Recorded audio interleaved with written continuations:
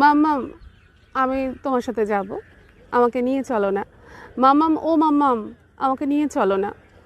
Operation থিয়েটারের ঘরে বেডে শুইয়ে বারবার তিন্নির সেই কান্না ভেজা গলাটা খুব কানে ভাসছে।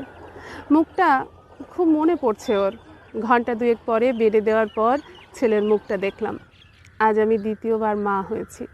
প্রথম মেয়ের পর ছেলে সন্তান হওয়ার খুশির জোয়ার এসেছে সবার মনে। মা হওয়ার অনুভূতিটা আরও একবার নতুন করে পেলাম। তবে মেয়ের সেই প্রথম দিনের মুখটা বড্ড মনে পড়ছে। মেয়েকে আমার শাশুড়ি মায়ের কাছে রেখে এসেছি। ঠাম্মি তার খুব প্রিয় একটা মানুষ। সব আবদার ঠাম্মির কাছেই। আমার শাশুড়ি মাও নাতনি নয়নের মণি। তাই আমি মেয়েকে দেখার ব্যাপারে একটু নিশ্চিন্ত হয়ে আসতে পেরেছি। আমার বিয়ের 8 বছর পর, অনেক কমপ্লিকেশনের পর আমার মেয়ে হয়। তাই মেয়ে সবার কাছে খুব আদরের, সবাই ভীষণ প্যাম্পার্ড করে। কিন্তু কোথাও যেন আমার শাশুড়ি মায়ের একটা সুপ্ত ছেলে সন্তানের বাসনা ছিল। বংশের প্রদীপ হয়ে বংশ রক্ষা করবে, এমনই একটা ধারণা ছিল। যেহেতু আমার প্রথম সন্তান মেয়ে, সেজন্য সেটা আরও বেশি করে মনের মধ্যে জেঁকে বসেছিল। কিছুটা সেই কারণেই 4 বছর পর আমার দ্বিতীয় সন্তানের চিন্তাভাবনা করা। তবে আজ আমার ছোটোবেলার কথা খুব মনে পড়ছে। আমার খুব ভালো মনে আছে, আমার যখন ভাই হয় তখন আমার মনে খুশির শেষ ছিল না। ভাইকে নিয়ে সারাক্ষণ আগলে রাখতে চাইতাম। কিন্তু হঠাৎ করে আমার মনের মধ্যে একটা মায়ের প্রতি রাগ জন্মে যায়। ভাইয়ের উপর হিংসা কাজ করতে শুরু করে। আমার ভাইয়ের বয়সের আর আমার ভাই আর আমার বয়সের তফাৎ 3 বছরের মতো। আমিও তখন মাকে ছেড়ে থাকতে পারতাম না। আমাকেও ঠাম্মির কাছে রেখে এসেছিল ভাই হওয়ার সময়। ঠাম্মি স্নান করানো, খাওয়ানো, গল্প বলা সব কিছু করতো। কিন্তু তবুও আত্মীয় স্বজন থেকে শুরু করে সবাই, পাড়ার লোকেরা আমাকে দেখলেই বলতো, তোর মা এবার শুধু ভাইকেই ভালোবাসবে। ভাইকে নিয়ে ঘুরতে যাবে, ভাইকে নিয়ে খেলবে, ভাইকে নিয়ে স্কুলে যাবে। এগুলো শোনার পর থেকেই আমার ভাইয়ের উপরে রাগ হতো ভীষণভাবে। মায়ের কাছে থাকার জেদ করতাম। স্কুলে যেতে চাইতাম না ঠাম্মির সাথে। এভাবেই চলতে চলতে যখন দেখলাম সত্যিই মা ভাইকে বেশি সময় দিচ্ছে, আদর করছে, আমাকে একটুও দেখছে না, তখন থেকে মায়ের সাথে আমার দূরত্ব তৈরি হতে লাগলো। মায়ের কথা শুনতাম না তখন। ঠাম্মির উপর নির্ভর হয়ে পড়লাম। কিন্তু একটা সময় গিয়ে দেখলাম ঠাম্মিও ভাইকে নিয়ে মেতে উঠেছে। আমাকে তখন মনে পড়ছে না।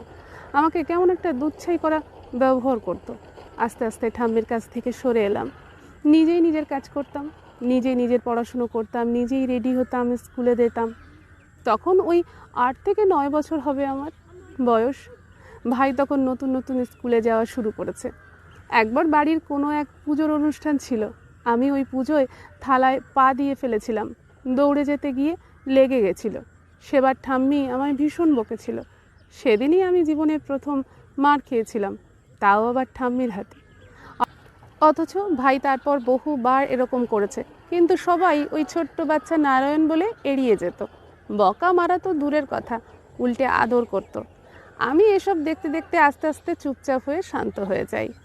একটা ঘরই আমার সঙ্গী হয়ে পড়ে। মা, বাবা, ঠাম্মি সবাইকেই পর মনে হতে থাকে। সেই দূরত্বটা আজও কাটিয়ে উঠতে পারিনি। তবে আজ বুঝতে পারছি, সেদিন মায়ের কিছু করার ছিল না। আমিও তো মা। একটা ছোট্ট সদ্যজাত বাচ্চা মানুষ করা কতটা কষ্ট সেটা তো আমি জানি। ভাই তখন সদ্যজাত বাচ্চা, তাকে অনেক কষ্ট করে বড় করতে হয়েছে মাকে। সেই সময় ভাইকে নিয়ে রাত জাগা, নিজের শরীরের কষ্ট সব মিলিয়ে আমাকে আলাদা করে দেখার সময় সুযোগ কোনোটাই হতো না তার। তবুও মা চাইতো আমি কি করছি, কি পড়ছি, স্কুলে টিচাররা কি কাজ দিচ্ছে, ফোনে কথা বলে জানতো, হোমওয়ার্ক করে দিত, স্কুলের থেকে পিছিয়ে পড়ছি কিনা সেটা খোঁজ নিত। কিন্তু আমি তখন এতটাই ছোট ছিলাম যে বুঝে উঠতে পারতাম না, দূরে সরে গেছিলাম। সবাই বোঝালেও অবুঝ মন তখন আমার। শুধুমাত্র মাকে কাছে না পাওয়ার কষ্ট তাড়া করে বেড়াতো আমাকে। আজ আমিও এক মেয়ে আর এক সন্তানের মা। আমার শাশুড়ির মনস্কামনা পূর্ণ করে আমার কোল জুড়ে একটা ফুটফুটে ছেলেকে কোলে নিয়ে বসে থাকতে থাকতেই আমার ছোটোবেলাটা মনে পড়ে গেল। মনের মধ্যে একটা ভয় কাজ করছে, আমার মেয়ের সাথে এমনটাই হবে না তো যেটা আমার সঙ্গে ঘটেছিল। আবার পরক্ষণেই মনে হচ্ছে না না, আমি এরকম হতে দেব না। আমি যথাসাধ্য চেষ্টা করব দুজনকে নিয়ে সমানভাবে সময় কাটাতে। মেয়ের আদর যত্ন সব দায়িত্ব নিজেই নেওয়ার চেষ্টা করব। সন্তানের মা হলো সব থেকে নিরাপদ আশ্রয়। আমি আমার জীবনের সেই ঘটনা আর পুনরাবৃত্তি করতে চাই না। দুজন কেনিকে নিয়ে এগিয়ে চলতে থাকব। তবে তো আমি একজন প্রকৃত মা। কোনো মা যখন দ্বিতীয়বার প্রেগন্যান্ট হন, তখন তিনি এবং তার চারপাশের মানুষদের ইচ্ছা থাকে প্রথম সন্তানের বিপরীত লিঙ্গের সন্তান হোক। ঠিক সেই আশাতেই দ্বিতীয় সন্তানের চিন্তা ভাবনা করেন। এটা প্রতিটি মা বাবার ক্ষেত্রেই হয়ে থাকে। কেউ কিন্তু একই লিঙ্গের সন্তান দুটো হোক এই আশায় প্ল্যান করেন না। কিন্তু স্বাভাবিকভাবে প্রকৃতির নিয়মগুলো তো লঙ্ঘন করার কোনো ক্ষমতা নেই আমাদের। যখন দ্বিতীয় সন্তান আসছে তখন প্রথম সন্তানকে বোঝান তোমার ভাই অথবা বোন আসছে। পার্টিকুলার একজনের কথা তাকে না বলাই ভালো। ভাই হবে ভাই, এই কথাগুলো সে অতগুলো মাস বারবার সবার মুখে শুনতে থাকলে বিপরীত কিছু হবে সে সহজভাবে নেবে না, এটাই স্বাভাবিক। তাদের চিন্তাভাবনাগুলো গ্রহণ করার কোনো ক্ষমতাই বড়দের মতো পাকাপোক্ত নয়। ভাই বোন হলে তোমাকে ভালোবাসবে না, তোমার মা তোমাকে ভালোবাসবে না, এই ধরনের কথাগুলো বলা থেকে নিজেদেরকে সংযত করতে হবে। কারণ যাকে বলছেন তার বিপরীতভাবে চিন্তা করার কোনো ক্ষমতা তার তৈরি হয়নি। তাকে যেভাবে বলবেন সে সেভাবেই ভাবতে শিখবে, সেটাই তার মনের মধ্যে বারবার হিট করবে। আর সেখান থেকেই জন্ম নেবে জেদ, হিংসে। দুই ভাই হোক আর দুই বোনই হোক, অথবা ভাই বোন, এই সম্পর্কটা সব থেকে সুন্দর। তাই সেই সম্পর্কটা শুরু হওয়ার আগেই শেষ করে দেওয়াটা খুব উচিত কাজ হবে না। বরং বাচ্চাকে বোঝান তোমার একটা খেলার সঙ্গী আসবে, তোমার মা একসাথে দুজনকে নিয়ে খেলবে, একসাথে স্কুলে যাবে, একসাথে ঘুরতে যাবে। দেখবেন বাচ্চা খুব সুন্দরভাবে সেটাই বুঝে গেছে। মনের মধ্যে ভাই বোনের উপর রাগ, হিংসা, মায়ের উপর রাগ, এগুলো তার মধ্যে আর আসছে না। আমাদের বন্ধু বান্ধব, সমাজ, আত্মীয় স্বজনদের কিছু কথাবার্তা, কিছু মজা করার বিষয় একটা ছোট্ট শিশু মনে কতটা যে আঘাত আনে, কতটা পরিমাণ যে গভীর ক্ষত করে তা আমরা বুঝতে পারি না। যে কারণে একটা সন্তান মার থেকে দূরে সরে যায়, ছোট ভাই বোনদের থেকে দূরে সরে যায়।